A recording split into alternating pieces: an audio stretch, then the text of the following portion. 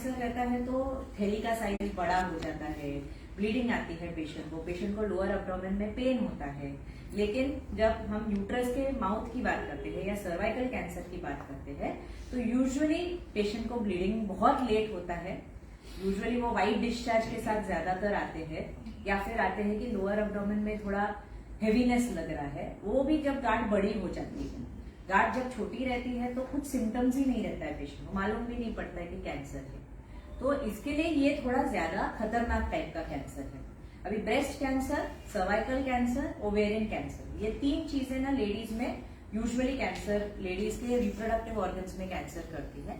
उसमें से breast cancer के बारे में सबको जानकारी है, बराबर। हम ब्रेस्ट चेकअप करते हैं या ब्रेस्ट एग्जामिनेशन करते हैं महीने के बाद, मैमोग्राफी करते हैं 40-50 साल के बाद।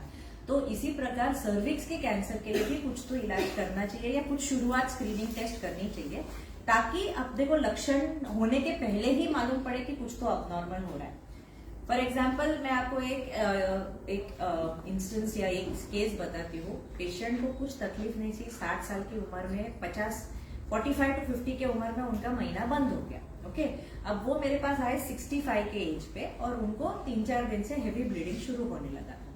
तो जब वो आए और पहली बार उनको चेकअप किया, तभी ऑलरेडी गर्भपिशवी के मुंह पे एक 4 सेंटीमीटर जितना बड़ा गांठ बन चुका था महीने की जगह पे। और हमने जब चेक किया और नीचे से देखा तब पता चला, नहीं तो कभी पता ही नहीं चलता।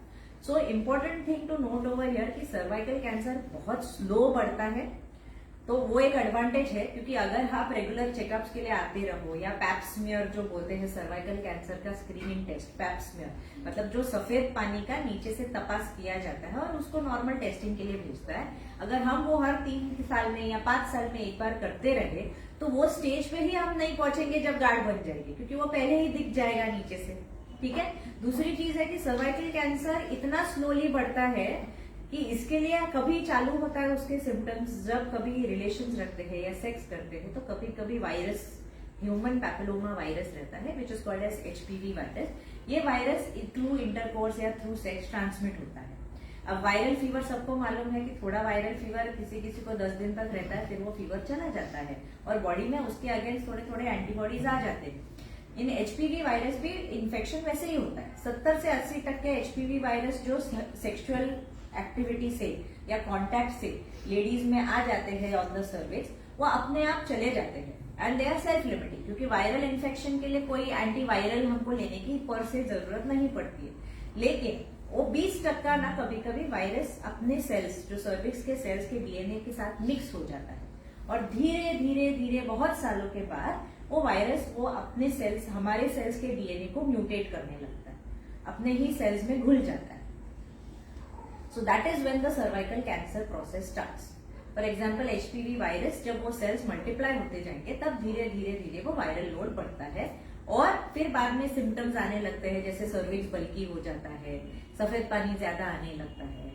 ओके, सो ये सब थोड़ी थोड़े सिम्टम्स आ लोग। So the best way to actually prevent cervical cancer is to take the HPV vaccine. Okay, क्योंकि हम वायरस, हमको ये अभी पता चल गया है by science that 70% of cervical cancers are caused due to HPV viral infection. So जब 70 to 80% are known to be caused due to a viral infection, and that is the reason why they have made a vaccine against it. And वो vaccine almost अभी 15 से 20 साल पहले बन चुका है। अभी 10 साल में लोगों को धीरे धीरे अवेयरनेस हो रही है, बट ये वैक्सीन काफी टाइम पहले बन चुका है। Can you tell me any other cancer जिसके लिए वैक्सीन है?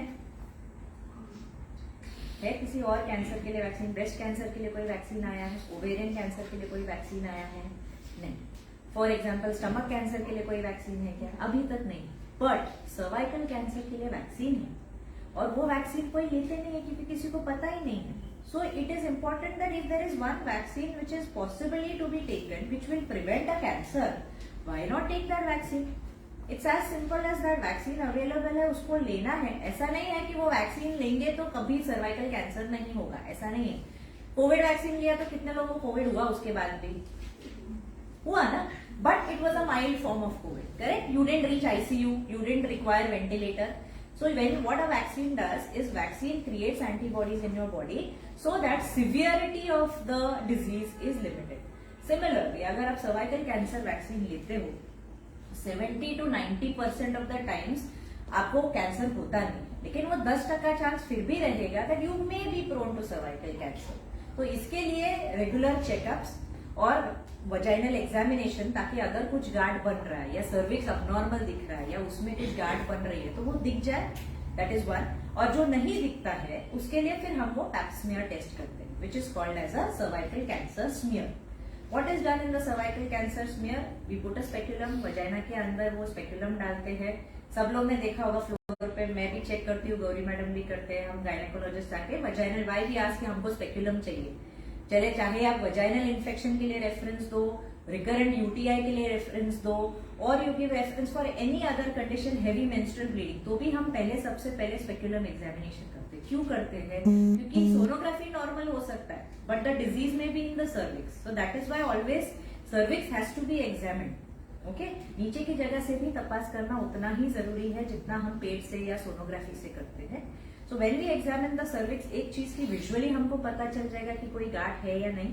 सेकेंड, इफ पॉसिबल पेशेंट को ब्लीडिंग नहीं है तो वही टाइम पे हम पैप स्मीयर सजेस्ट भी करते हैं और ले भी लेते हैं।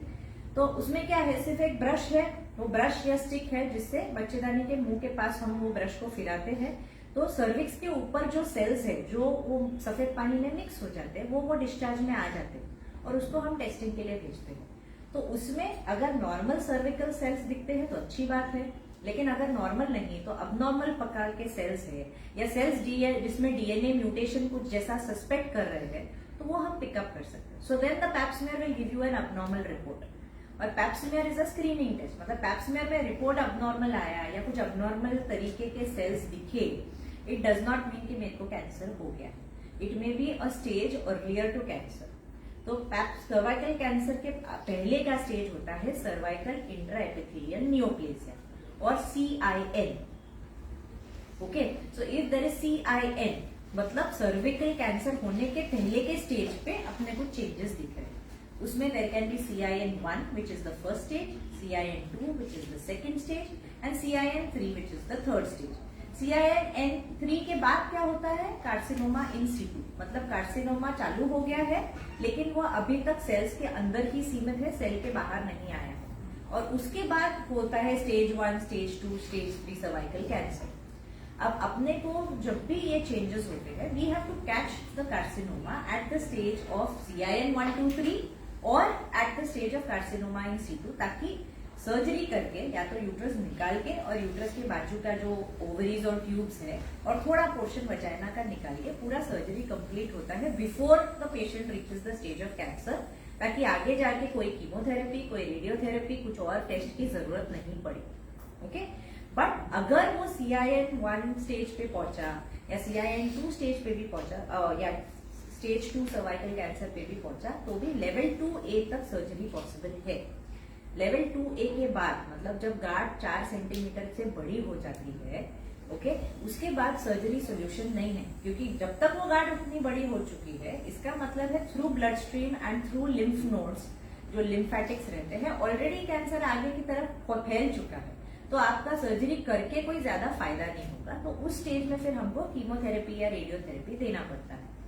हम ट्रीटमेंट के बारे में नहीं बात करने वाले because that is not important for us. What is important for us is how do we prevent it and how do we check that there is cervical cancer.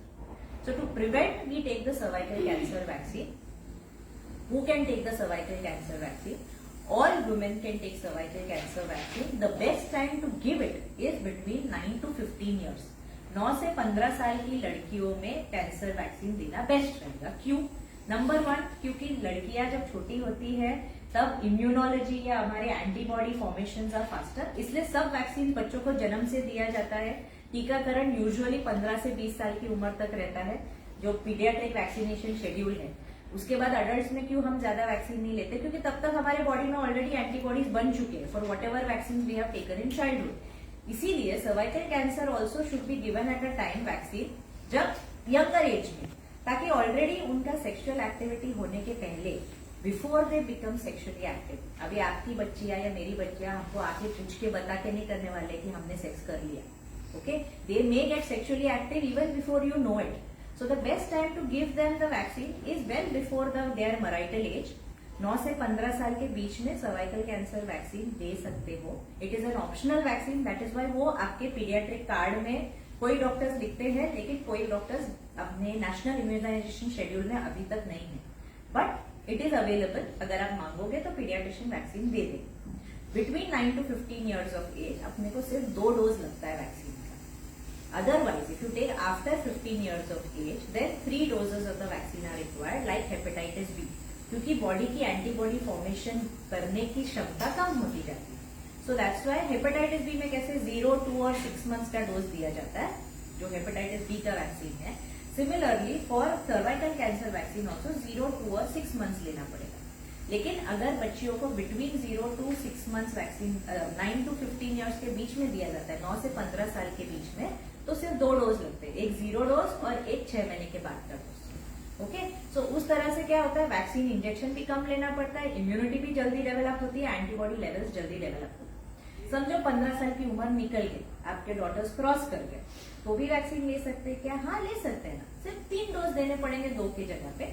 But 25 साल की उम्र के पहले या उनकी शादी होने के पहले वैक्सीन दे दो, ताकि पहली बार इंटरकोर्स होने के पहले, पहली बार ह्यूमन पैपिलोमा वायरस इन्फेक्शन होने के पहले उनको एंटी वैक्सीन मिल चुका है. ठीक है, समझो 25 भी क्रॉस हो गया, my age is 30, but I am still not married and I have had intercourse but only once. Can I take the vaccine? Yes और no? Yes, I can, no? Because even if I have had intercourse once or twice, I may not have got infected with human papilloma virus, or I may have got infected with other strains which are not the cancerous strains. So I can take the vaccine. For that matter, I can even take the vaccine till the age of 43 or 45. The company recommends कि 45 years के age तक cervical cancer vaccine ladies can take. But you tell me, if I have got married at the age of 25 and I take the vaccine at the age of 45, is it going to protect me? क्योंकि तब तक इतने बार intercourse हो चुका है, इतने बार HPV virus exposure हो चुका है, तो वैक्सीन पूरी तरह असर करेगा ही नहीं. So what is the point of taking the vaccine at that age? It is better to take at younger age. अगर आप अभी यंग हो तो अभी वैक्सीन ले लो before you all get married, और if you all have recently got married, please take the vaccine before you plan pregnancy. And suppose you've already got a pregnancy also, one child is there. So when उसका vaccination schedule चल रहा है बच्चे का, वही time पे आपका vaccination भी complete करो. ठीक है? So the sooner the vaccine is taken, the better. Now the types of HPV vaccine. There are 3 types of HPV vaccine. One is vaccine only against 2 strains, that is HPV 6 and 11, okay, which is called as Cervarix, or the company name is Cervarix, but it is only a bivalent vaccine. दूसरा है quadrivalent vaccine which is marketed as Gardasil. तो वो quadrivalent vaccine protects against 4 strains of the vaccine. 2 strains of HPV virus which cause genital warts, या जो हम बोलते हैं ना wart infection, जैसे you get cauliflower like growth around the anal area, anal warts बोलते हैं या growths बोलते हैं, मोल जैसे ग्रोथ आ जाते हैं around the vagina or the anus, they are called warts. तो वो warts को प्रिवेंट करने के लिए, because warts can also cause cancer, but that is more of a skin cancer, and the other 2 strains against HPV virus causes cervical cancer. Now the recent most vaccine that is there protects against 9 strains of HPV virus, okay, which is called as Gardasil 9. Okay, so it protects against 4 of the Gardasil, along with that another 5 strains of HPV virus. So it provides better coverage, and obviously then if it is providing better coverage, it will be more potent in preventing cervical cancer. But the cost factors are different. Gardasil has been there in India for nearly more than 10 years, तो उसका cost around 3,000 per dose आता है, and Gardasil 9 का cost currently is 9,000 per dose. So it is very expensive. So what to do? You can find the middle way out and at least give the 4 strain wala vaccine and take it. The regimen for the Gardasil and Gardasil 9 is the same. 1 dose at 0 months, मतलब stacked dose. Second dose after 2 months. Third dose after 6 months. Okay. Now, if you take the vaccine, should you not do pap smears? pap smear करना चाहिए या नहीं करना चाहिए? क्यों करना चाहिए? 20% chances. Correct. Because you could have had a HPV infection with some other strain which is not protected from those 4. It may be different. So pap smear हम शुरू करते हैं आफ्टर द एज ऑफ 30 या 35. Ideally the age of starting pap smear should be any time after 2 to 3 years of sexual activity और 2 to 3 years of marriage के बाद शुरू करने का. Up to the age of 30 you do it once every 5 years. After that you can do it once every 3 years. Pap smear till the age of 65. 65 के as के बाद अगर पहले के पैप स्मीयर रिपोर्ट्स नॉर्मल है तो उसके बाद पैप स्मीयर करने की जरूरत नहीं है, क्योंकि अगर कुछ कैंसर के लक्षण होते या अबनॉर्मल सेल्स के लक्षण होते तो वो 65 के पहले जो पैप स्मीयर किए उसमें एक में तो पिकअप हो ही जाता. But if it is not picked up and all your previous pap smear reports are normal, then you stop doing pap smears after the age of 65. Somebody जिसका यूट्रस निकल गया है, सपोज यूट्रस हिस्टेक्टमी हो गया है, so do we do a pap smear after hysterectomy?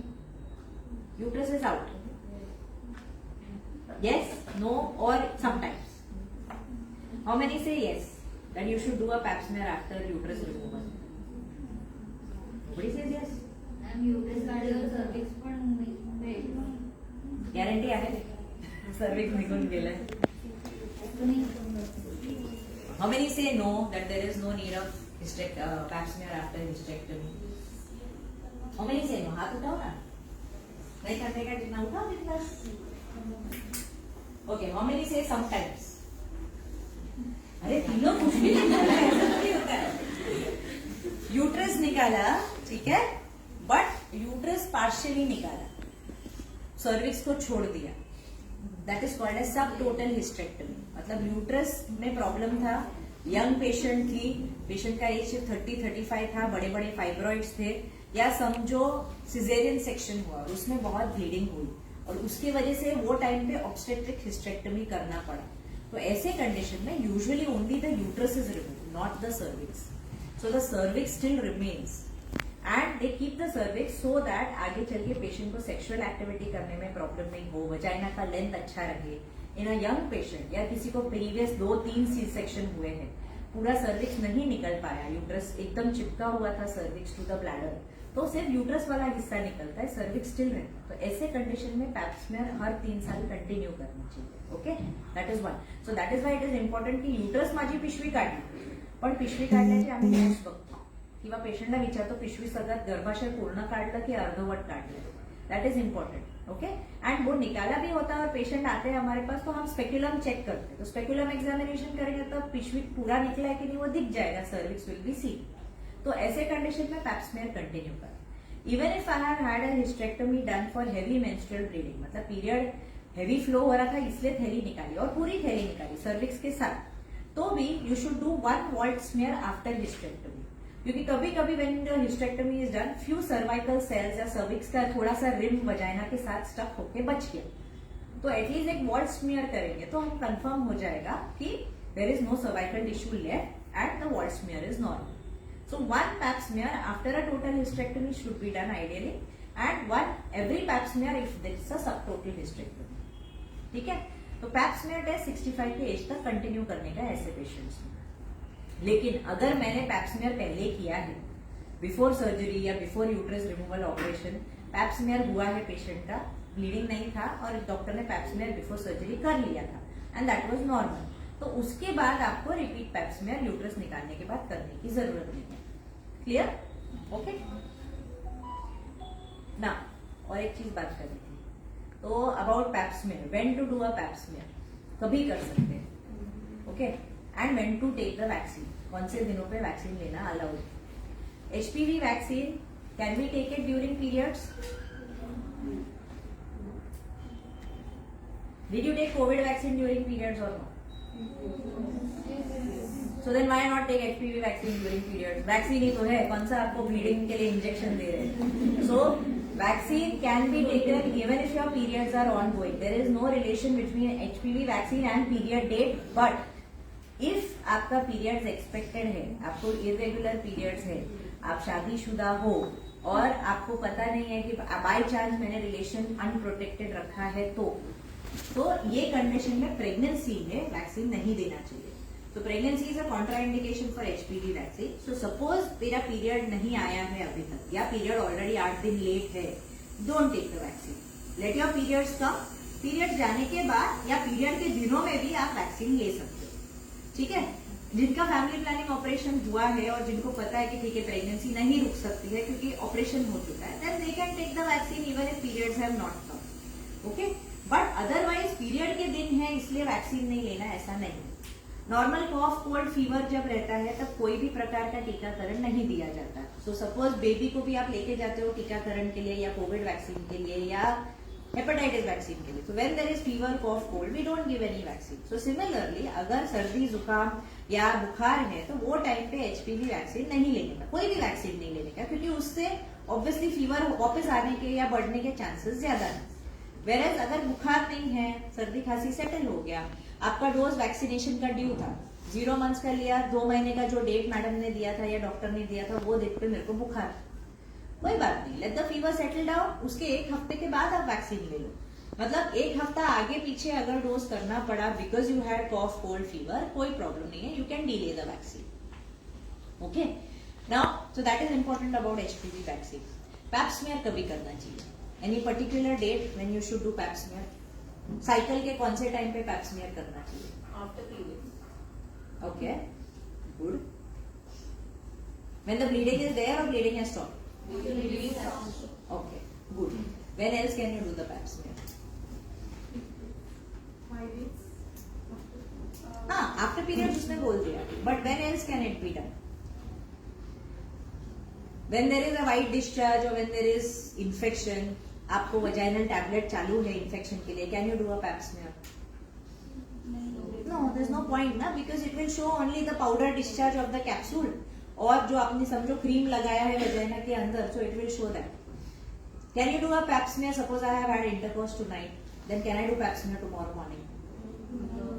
Okay, so immediately if I have had intercourse, next day मेरे को pipe smear नहीं करना है, बिकॉज उधर स्पर्मेटिक सेल्स भी रहेंगे, स्पर्म्स के सेल्स रहेंगे, सीमेन रहेगा, so your pap smear report will not come normal, it will come abnormal और some abnormal cells will be seen. Okay, so if periods के दिन चालू है पैप स्मीयर नहीं कर सकते, क्योंकि ब्लीडिंग जब ज्यादा है तब पैप स्मीयर नहीं हो सकता है। ओके, अगर लास्ट डे 5th या 6th डे ऑफ पीरियड है, ब्लीडिंग ऑलमोस्ट बंद हो गया, पैड बिल्कुल नहीं यूज कर रहे, तो भी 2 दिन के बाद पैप स्मीयर करो, ताकि पूरा वजाइना के अंदर भी ड्राई ब्लीडिंग नहीं होना चाहिए। सेकेंड है कि अगर आपने कोई प्रकार का इन्फेक्शन था, आपको क्रीम चालू है या टैबलेट इंसर्ट किया वजाइना में, वजाइना के अंदर, और डिस्चार्ज हो सकता है वो टाइप का white discharge because of the medication, तो आपको 2-3 दिन के लिए, जब तक वो मेडिसिन बंद नहीं होता है, पैप स्मीयर नहीं करना है। ठीक है, अगर पीरियड नहीं आया है, पीरियड थोड़ा डिले हुआ है, या फिर मेरा पीरियड आने का डेट है, I can still do the pap smear. Pregnancy में पैप स्मीयर कर सकते हैं कि नहीं?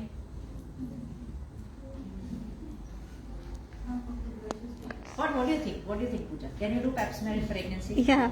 Yes. What do you think? What is your name? हाँ, बोल ना पहले। पॅप स्मेअर करायचं करू शकतो की नाही प्रेग्नन्सी में? करू शकतो, majority से करू शकतो? Yes. So pap smear can be done even during pregnancy.